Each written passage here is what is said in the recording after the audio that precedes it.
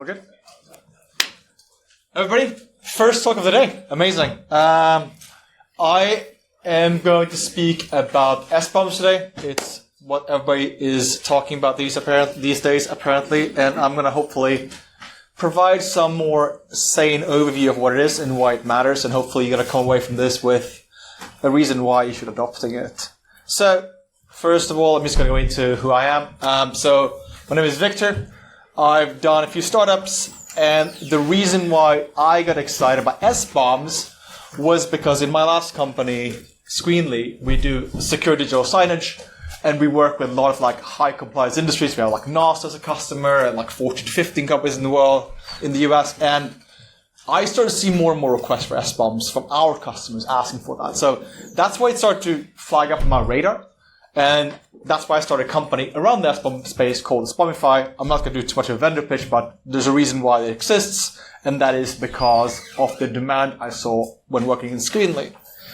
And I've also joined CISA, which is a US government body that advises other US government agencies on how to do cybersecurity well. SBOM falls under their authority, so I'm working with them on a working group where we basically try to take the applied approach to SBOMs and show you how you can actually use them and what the state of the current tooling is. So that's kind of a bit of background on me and why I'm doing SBOMs. I also got a podcast called Nerding Out with Viktor. Check it out. It's on all the podcast platforms. I bring on all interesting guests from all walks of life in tech around tech topics. All right. This is why you're here. What are SBOMs? Well, I presume a lot of people have heard the terminology SBOMs. SBOMs stands for Software Bill of Materials. And it comes from the same concept of a bill of material in manufacturing. So in manufacturing, you have bill of material, which is a list of components that goes into a product. And it's used in all parts of manufacturing. Software bill of material takes the same concept, but for software. So you can think of it as a recipe list for your software that takes into account all your dependencies that you are using in your software, but also your libraries. It can even incorporate things like your build environment, how they actually build the software, but we'll dive into that a bit more later on in the talk about what that actually means. Generally speaking, this is usually delivered as a JSON file, but it can also be an XML file. It can be an artifact in a Docker container in OCI format, but most commonly, you will run across them as a JSON file. Right? But why now? This is the real question, because sure, we can talk about SBOMs, it's an interesting technology, but why is there all of a sudden a recent urge for SBOMs? And it really started off with a push from the US government. So there is something that was issued 2021 called the US Executive Order 1428. And that mandated that anybody who sells software to the US government must provide an SBOM as part of that delivery. Now, the reason why now is really a momentum, a kind of a tipping point in SBOM, is because that mandate was postponed and it was only taken into effect this past summer. So now, all the big vendors that are selling software to the US government are scrambling to get their SBOM game together, because otherwise they will lose all those contracts and won't be able to sell to the US government. But we've had so that was kind of a tipping point event, but we also had a cascading impact of that. So as part of that, we've also seen a pickup of just shy of a mandate of SBOMs in compliance. So the NIST cybersecurity framework, the 2.0 was released earlier this year. It's stopped just shy of mandating SBOMs, but it kind of hints at it. And then you have the upcoming EU Cyber Resilience Act, CRA for short, is also starting to mandate, it's likely to mandate SBOMs in there as well, at least hint at that. So, what are SBOMs used for? So, SBOMs are largely used for two things. So, there are two buckets of use cases for SBOMs. The first one is security audits. So, if you know what goes into a piece of software, you can chuck that against a security audit tool that gives you exactly what vulnerabilities are in that software, which is obviously super important for anybody who does security. So that's one of the big buckets of use cases for SBOMs. The other one is for license compliance. So if you're a big buyer of software, if you're a big company buying from software vendors, more likely or not, you will have policies for what kind of open source licenses your product that you're using are allowed to be using. So it's pretty common that you would not be able to allow products that use in GPL3, for instance. That's pretty common because it's considered risky in the business. So those are two buckets that SBOMs allows us to use for. It's for compliance, for license compliance, and for security procedure. But if you look a bit on the life cycles of SBOMs, I tend to draw up this diagram of like the three phases of SBOM. So you have the generation phase, when you actually build SBOM, and we dive into the details of that. We have the collaboration, so it's like, what do you do when you actually have this SBOM? What do you actually do with it? And then, or rather, how do you share it with your stakeholders? And then you have a third piece, which is the analysis piece. So I've structured the talk around these three phases, and I will be walking through each of these phases and how that works. So let's start with the generation part.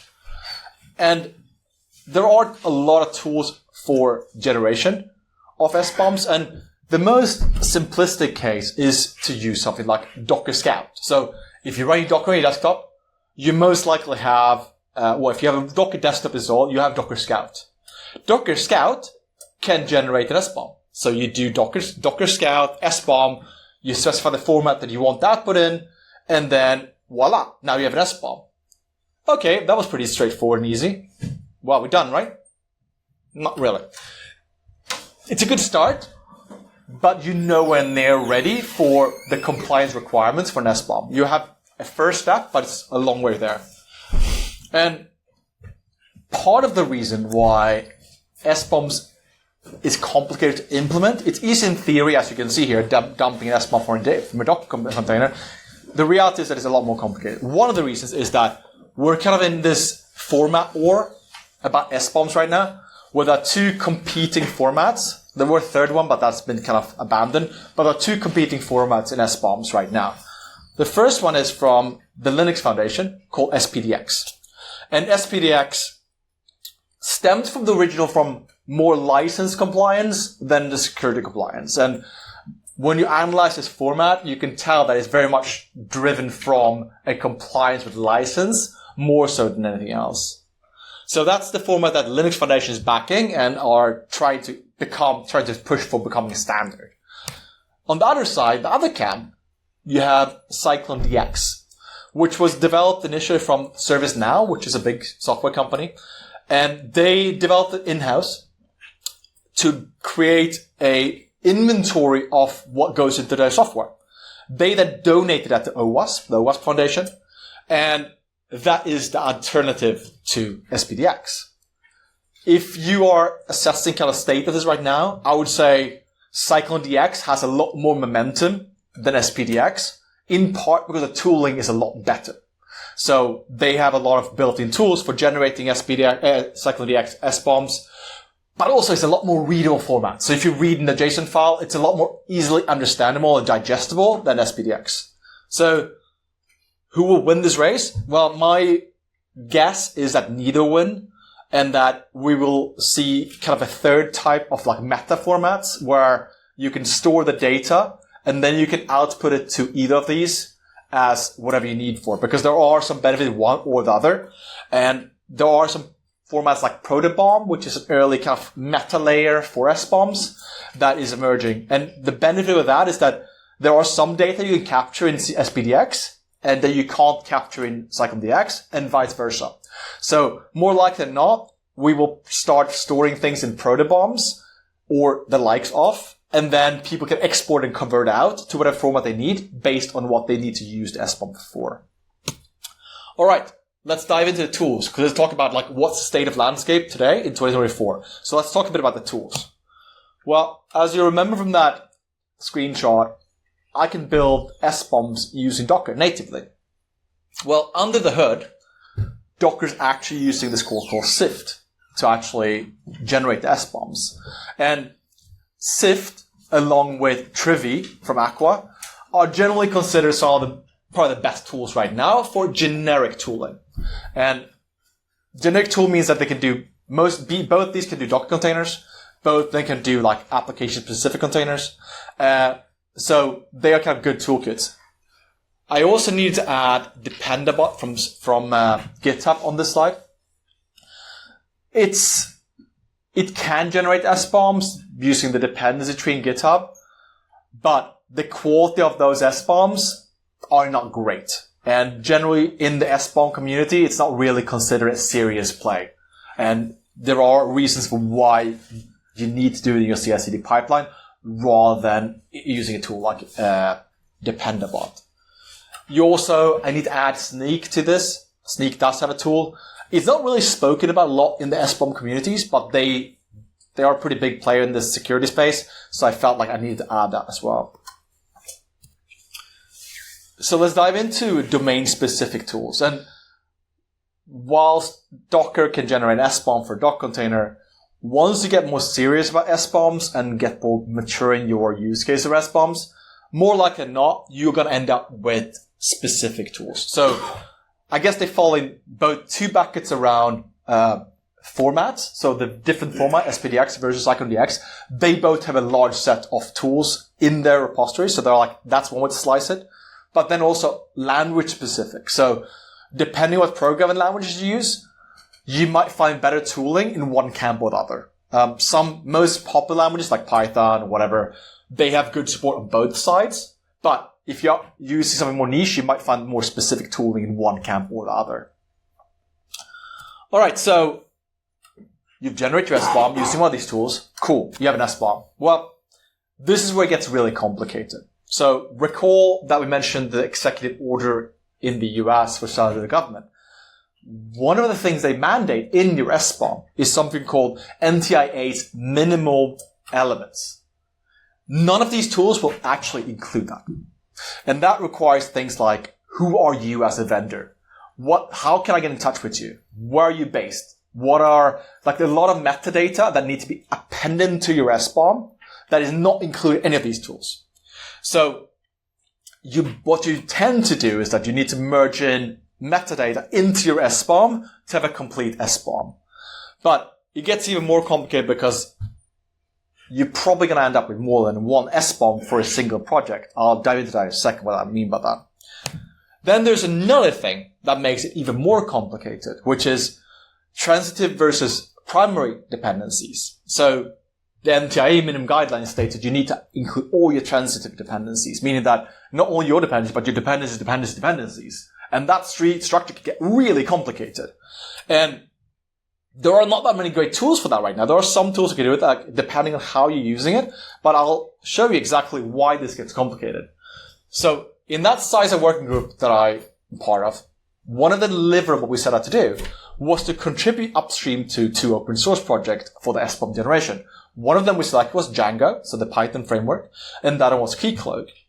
Well, when we dove into Django, we realized that we can't actually do this. It's impossible to do this. And here's the reason. If you look here, you can see the dependencies of Django. And it says, you can see here, equal or greater than of these dependencies. Well, if I ship an SBOM, I can impossibly guarantee that that is actually the result you'll get as an end customer. Because it's not possible. Because you can pin that dependency to something other than that and get a different result than I do in my CI/CD pipeline. So whilst I could make a binary release of Django, which you can't really do, but in theory, I could make a binary release in Django, ship that SBOM because I know what I used when I built a binary. But if you do pip install on your local desktop, you'll get a different result, or the good chance you'll get a different result depending on how you use it. So it gets really complicated. So in the case of Python or any of these other languages, the only way you could do this for something like Django or a library is that if you have pinned all your dependencies to a precise version, and all your dependencies pin all their dependencies to precise versions, which is not going to happen. So that's where it gets really complicated. And this is when we get to the face of an SBOM. There are really three ways to do an SBOM. What we talked about here on the Django side is a source SBOM. So you look at the source code, and then based on the requirements definition in that source code, you say, okay, I know these are your dependencies, and I could generate an SBOM for that. But the reality is that unless, again, all your dependencies are pinned, that is not going to be an accurate SBOM. So the more common way to do SBOMs is to do it at build in your CI/CD pipeline. Because then I can say, I installed Django and it pulled in all these dependencies, and therefore I can snapshot that and say, my release has these dependencies. So that's the more common way to do it. During your CI/CD pipeline run, you generate this, and therefore you can capture exactly what is running in that. And then there is obviously the container side of things and the application side. So I philosophically, I like to divide the container dependencies from the application, just for clarity. But there's more.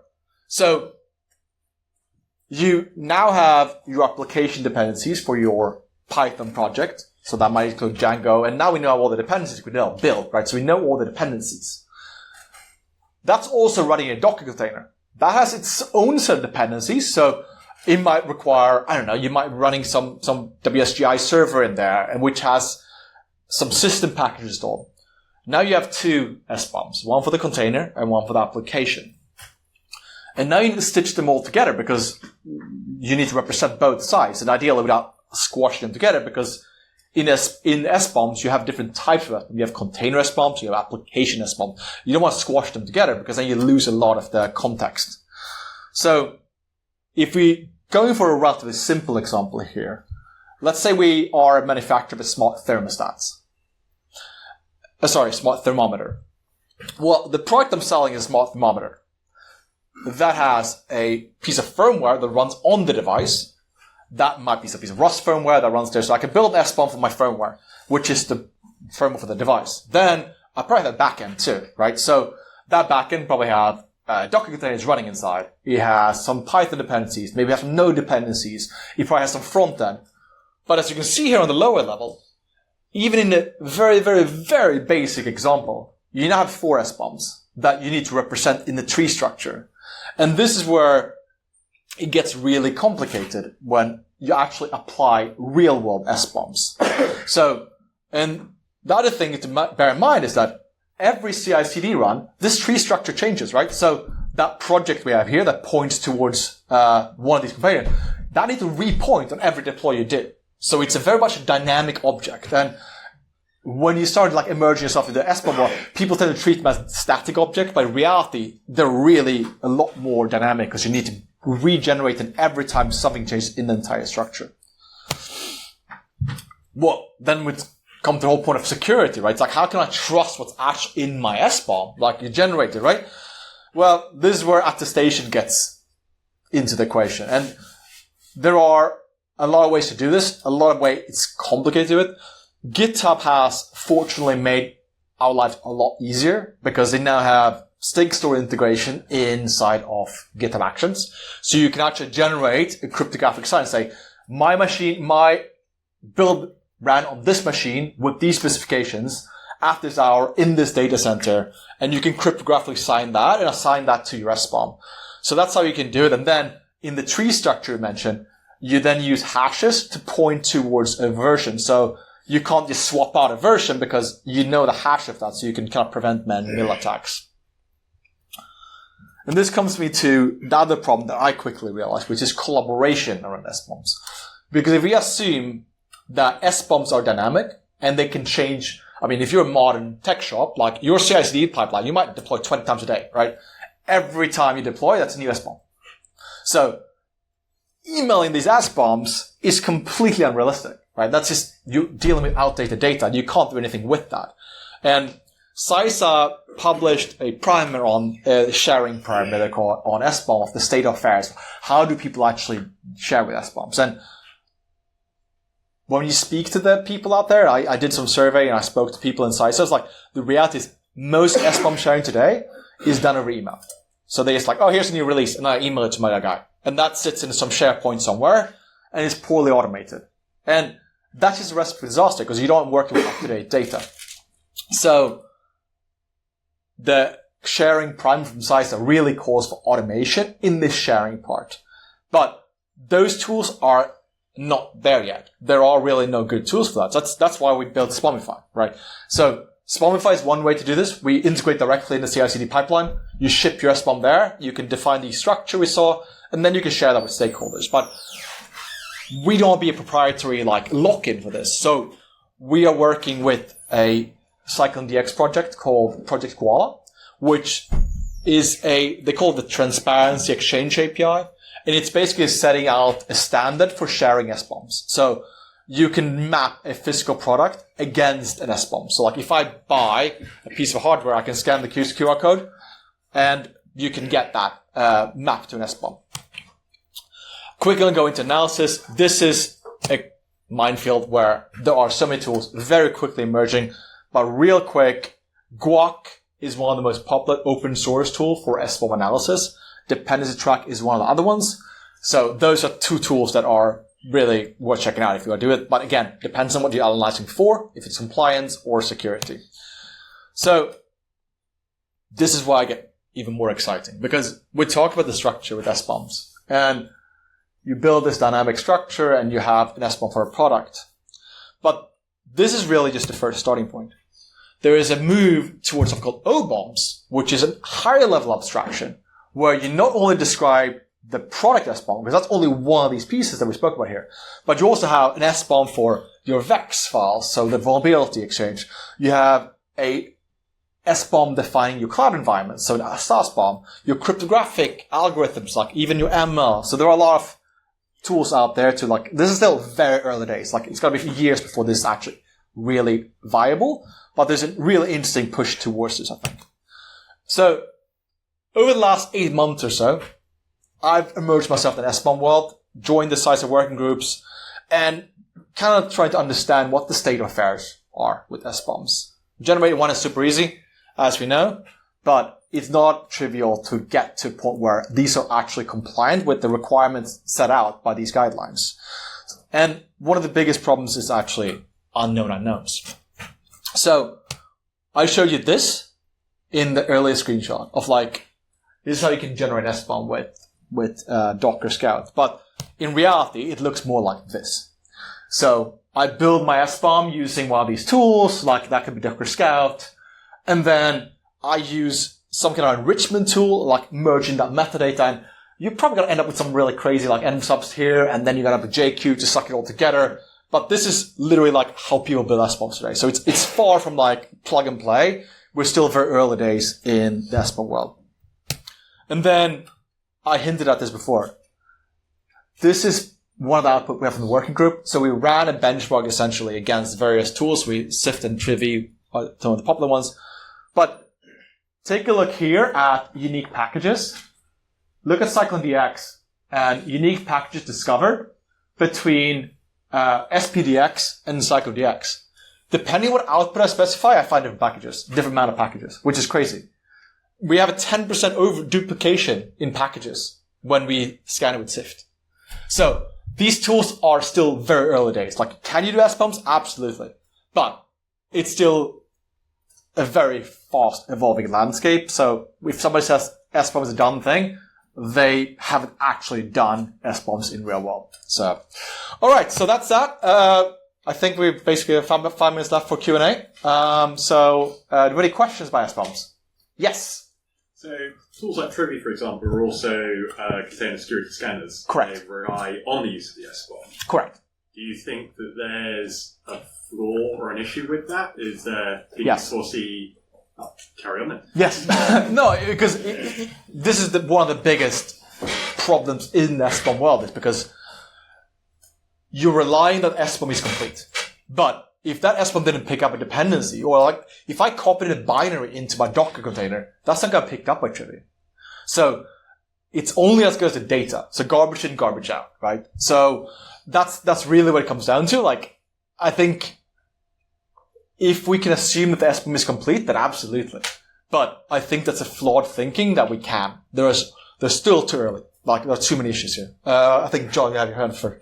I think it seems to me like the way we're going is we're just realising that trying to post-generate a SBOM is essentially a pointless task. And I say that because if you look at the way we're constructing image, for example, let's say you go and get your packages from Ubuntu, you're going to get all of the packages are going to have slightly different version names. If you get them from something like Fedora, they could fundamentally be the same thing because Ubuntu will have their own little tag on the version. Fedora has their own thing. They carry different patches. And in reality, the one thing that is fundamentally missed by you trying to generate an SBOM once you have received the artifact is what is the environment that thing was built in. Like what happens if the version of glibc that was linked by GCC halfway through the compilation process was popped further upstream? You've got absolutely no idea of what happened if you just generate that artifact. So really, what I haven't seen yet is a really clear way to define, like, here's a format which encapsulates, here's the set of things that I'm shipping to you in this artifact with a set of hashes, but actually, here is something that describes in some sort of forensically verifiable way